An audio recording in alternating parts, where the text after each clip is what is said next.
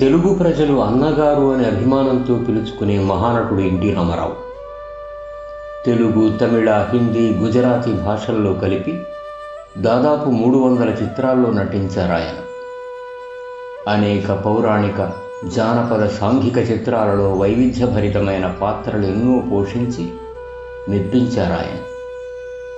రాముడు, కృష్ణుడు వంటి పౌరాణిక పాత్రలతో తెలుగువారి హృదయాలలో శాశ్వతంగా ఆరాధ్య దైవంగా నిలిచిపోయారు ఆయన. రాముడు, రావణాసురుడు, శివుడు, భీముడు, దుర్యోధనుడు, అర్జునుడు, కర్ణుడు, యముడు, ఇలా పౌరాణిక పాత్రల్లో ఆయన ధరించని పాత్ర లేదంటే అతిశయోక్తి కాదు. సరే, ఇక శ్రీకృష్ణుడంటే తెలుగువారి ఊహల్లో మెదిలే రూపం ఆయనే. 1960లో తిరుమల వెంకన్నగా ఆయన నటించిన శ్రీ వెంకటేశ్వర మహాత్మ్యం భారీ విజయం సాధించింది.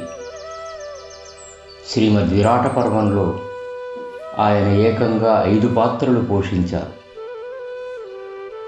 బ్రహ్మర్షి విశ్వామిత్ర, పోతులూరి వీరబ్రహ్మేంద్ర స్వామి, శ్రీనాథ కవి సార్వభౌముడు వంటి చారిత్రక వేషాలు అంత ఘనంగా పండించడం ఆయనకే చెల్లింది.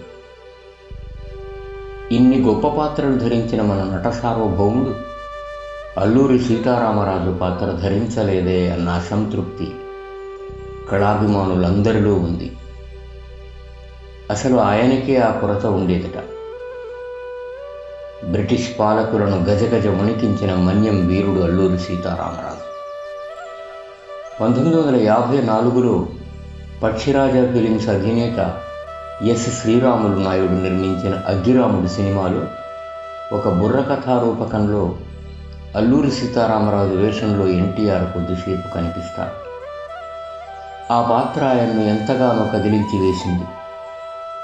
అల్లూరి సీతారామరాజు అనే పేరుతో సినిమా నిర్మించాలనే నిర్ణయానికి వచ్చేశారట ఆయన.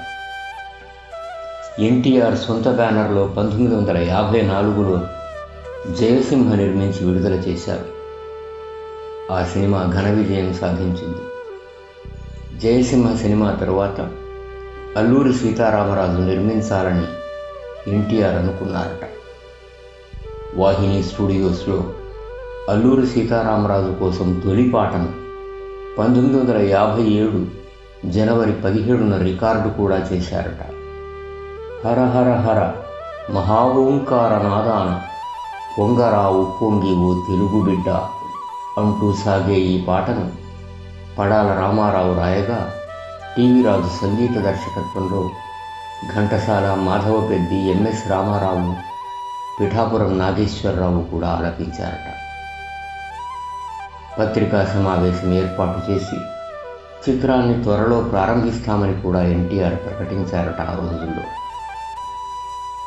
అయితే స్క్రిప్ట్ విషయంలో ఇంకా కొన్ని అనుమానాలు రావడంతో విస్తృత పరిశోధన చేసి సినిమా తీద్దామని నిర్ణయించి పాండురంగ మహాత్మ్యం చిత్ర నిర్మాణానికి శ్రీకారం చుట్టారు. ఈ సినిమా కూడా 1957లో విడుదలై విజయవంతమైంది.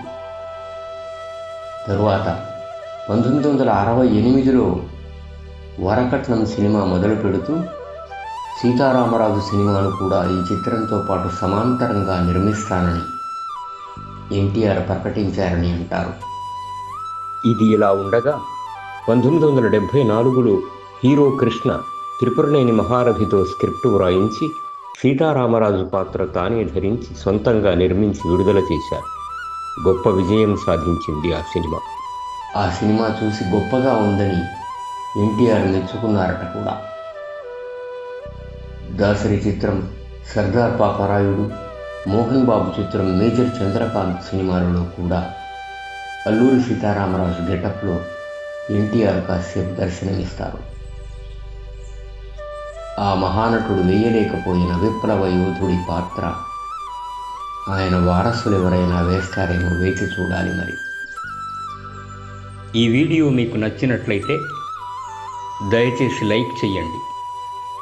మీ స్నేహితులకి, తెలిసిన వాళ్ళకి షేర్ చేయండి. మన ఛానల్ని సబ్స్క్రైబ్ చేసుకోవడం మరవకండి. ధన్యవాదాలు.